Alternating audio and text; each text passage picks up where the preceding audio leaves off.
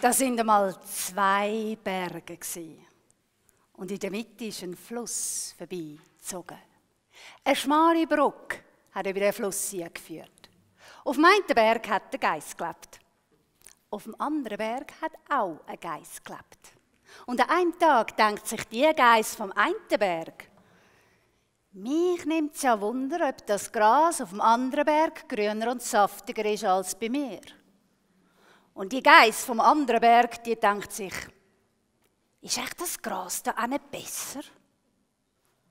Und der Zufall hat es wollen, dass beide Geissen im gleichen Moment über die Brücke rein wollen.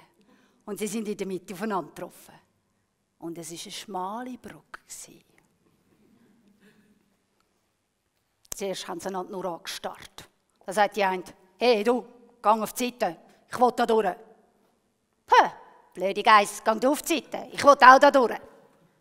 Wütig haben sie einander angefunkelt. Dann haben sie ihre Köpfe gesenkt und sie mit den Hörnern aufeinander los. Und im nächsten Moment beide in den Fluss gefallen. Und jede ist wieder nass zu ihrem Berg zurückgekehrt.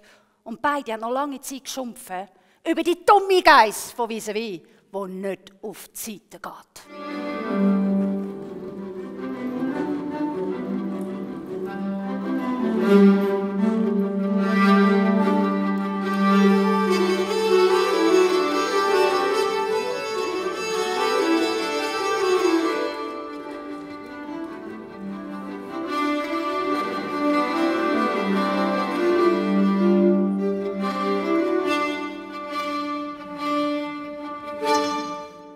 Da sind einmal zwei Berge.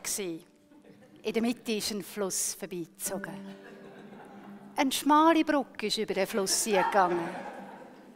Auf dem einen Berg hat der Geiss gelebt. Auf dem anderen Berg hat auch ein Geiss gelebt. Und an einem Tag denkt sich die eine Geiss: Mich nimmt es ja Wunder, ob das Gras da hinten grüner und saftiger ist als bei mir. Und die Geiss vom anderen Berg, die denkt sich: Ist es da auch nicht besser? Und in einer bekannten Form. Der Zufall hat es wollen, dass beide Geissen im gleichen Moment über diese schmale Brücke rein wollen. Und sie sind in der Mitte aufeinander getroffen. Sie schauen einander an. Da sagt die eine: Ich will da durch. Die andere: Ja, ich will auch da durch. Ja, ich glaube, da haben wir ein Problem. Aber ich habe eine Idee.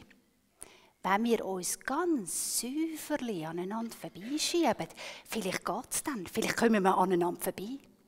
Guter Plan, sagt die andere. Und so haben sie sich ganz, ganz vorsichtig aneinander vorbeigeschoben. Und sie sind aneinander vorbeigekommen. Jeder ist auf die andere Seite gekommen. Ob das Gras dort grüner und saftiger war, das weiss ich nicht, das müsste man die Geissen fragen.